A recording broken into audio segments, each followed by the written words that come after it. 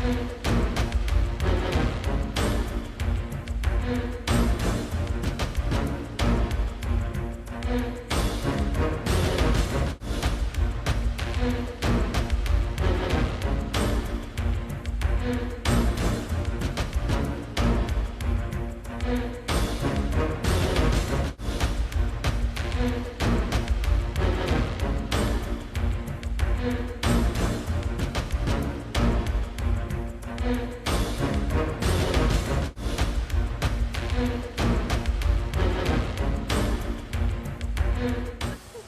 Outlander fans, welcome to Comic-Con. For those of you guys who couldn't make it right now, I'm Leanna Aguilera here with your favorite cast, Outlander. Hi guys! It's so lovely to see you all.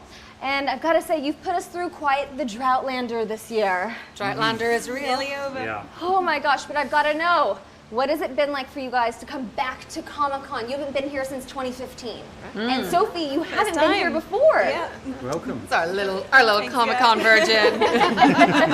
Popping that chair. What has it been like for you? Is it a fun experience? Is it a little daunting? It's fun. I mean, you don't really have time to think about it. We kind of get whisked from one thing to the other, but it's great. Good We're going to take her atmosphere. out on the floor and show her around later. Yeah. Yeah.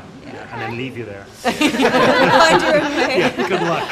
Such a good chat. Into the wild. You've got to learn. You know. But you guys are finally done. You guys are finally finished with season 3. You got back from South Africa. What was that experience like? Oh, South Africa was beautiful. What did you like best about South Africa, Sophie? Yeah. So, Yeah, I love South Africa. Yeah, all the wine and hard work. We didn't make it to South Africa. I know. We're gonna be talking all about your stuff though. Not that But there's any Yeah, bitterness so or tell us, anything. what was but- South Africa like? Oh my God. It was so amazing. amazing. It was great, man. So The food was amazing. The wine was amazing. didn't I mean, we work barely much. worked at all. It Yeah. was just. I mean, thank you A guys for 4-month not posting holiday. anything on Instagram and rubbing it in. Yeah. Did you go out to South Africa? I did, yeah. Oh, Yeah, Diana was there. Oh, okay. She had I think our fun. invites are in the mix. Yeah. we got an amazing look at season 3 with that trailer. I loved every second of it, except for when I saw that Jamie was kind of cozying up to someone else, but we're not going to really talk about that part. Who would he cozy up with? He would never do that. I liked your glasses. We talked about this. Yeah. What was Strange your distraction. What was your guys' favorite part of the season 3 trailer? Because I know that mine was a familiar little bell The of a print doorbell. shop. Yeah. You know. What was yours, Dan? It was the very last scene of episode 4. It broke my heart. There you go. Okay. What happens? I haven't. How long are we going to have to wait until we have that epic Claire and Jamie reunion?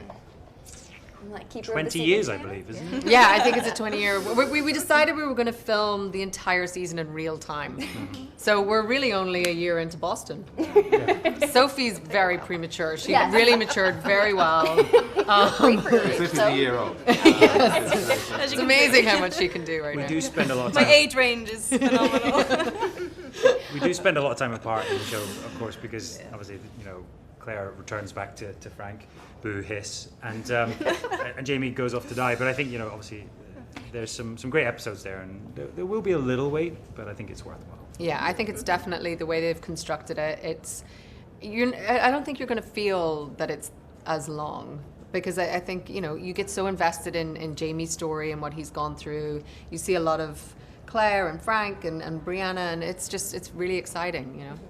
I loved that we got to see a little bit of Frank and Claire's Boston home. That is a set. It's a nice apartment. It is Yeah. so nice. We're going to be having a little sneak peek for you guys on ET coming up soon, a tour of your home. But what was it like for you guys to be able to play out those flashback scenes and really get into Claire and Frank's dynamic as Sophie was a baby, or as Bree was a baby? I'm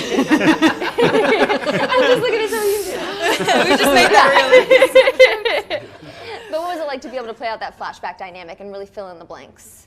It was great. I think, you know, obviously there's huge chunks of time that weren't really documented, or, you know, so we did talk a lot about, well, what do you think their everyday life is, and we tried to make it is real as possible for ourselves about what that dynamic inside the home would be. But it's such a beautiful, complicated story, and the relationship is so rich.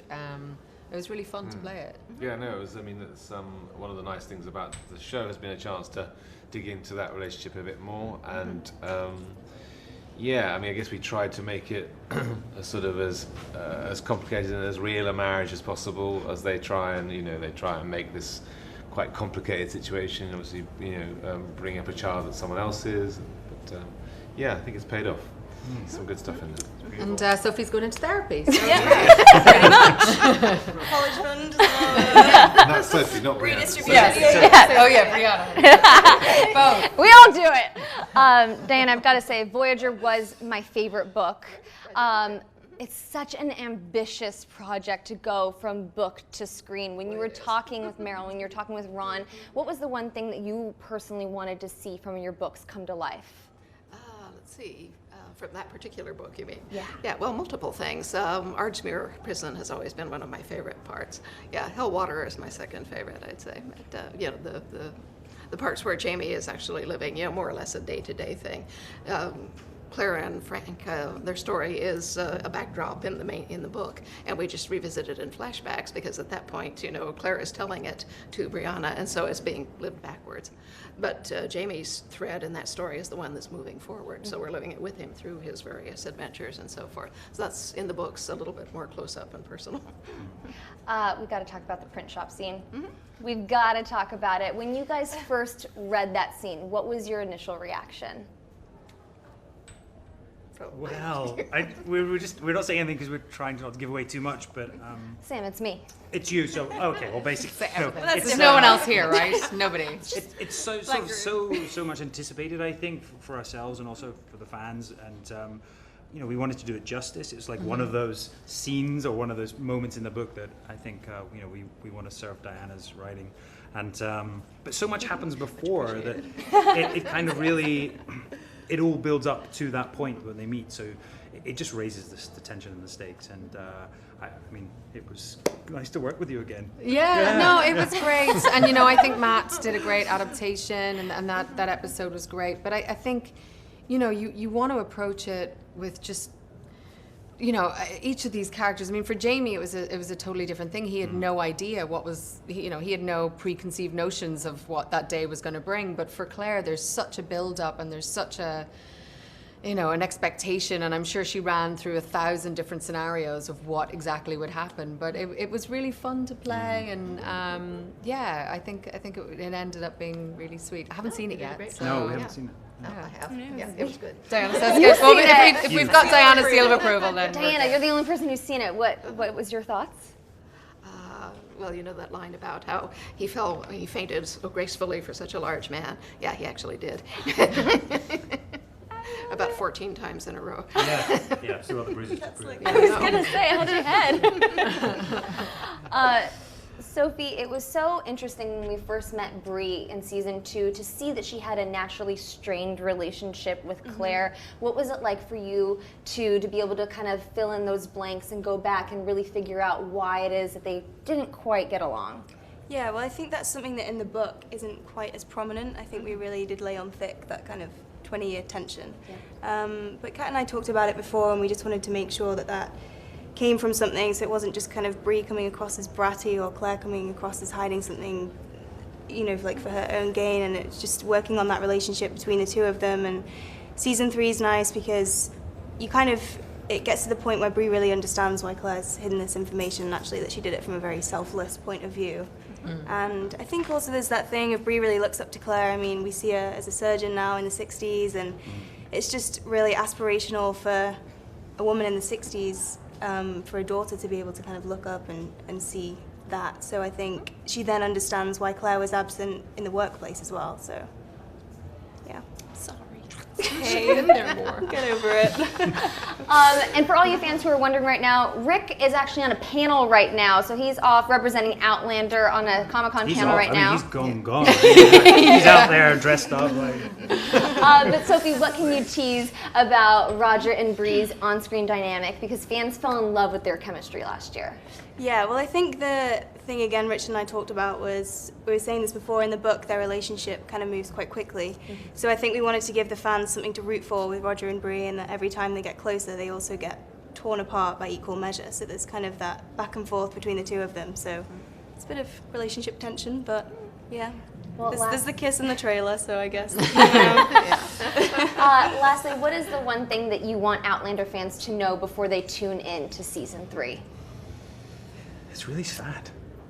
Yeah, I find those this really thoughts, yes. sad. I don't know. I mean, there's You make us wait all this time, and you're going to tell us. just And then we're just gonna take your heart and step I'm on gonna break it. you. But there's also new beginnings as well, you know, and Yeah. new starts and new characters. So it really is a roller coaster this season. Lastly, when I called out to you amazing fans for questions, you gave me so many great ones. Overwhelmingly, they wanted me to do 2 things. One, they wanted me to give Sam a hug on behalf of the fandom. Oh, And thank you. No 2, hugs for us. Well, We're fine. well, it's okay. They have said do that. that. Katrina, you know that I hug you every time. 2, they wanted to know what you smell like. So Katrina, I'll let you answer that one. Summer water. Oh, yeah. Newborn baby. Oh, you got that? Yeah. And Whiskey. was I don't know, whiskey with some snowdrops. Yeah. Snowdrops. Thank you guys so much for stopping by. Sam, I'm still in a Let's get the hug. hug. Good to see Yeah. you. That's so good from to all see the you. Outlander fans to you. Thank you guys so much. you. Guys, make sure you tune into season 3 of Outlander. Keep watching ET's Facebook page. Like, subscribe, comment, all that good stuff. Thank you so much. Say goodbye, guys. Bye.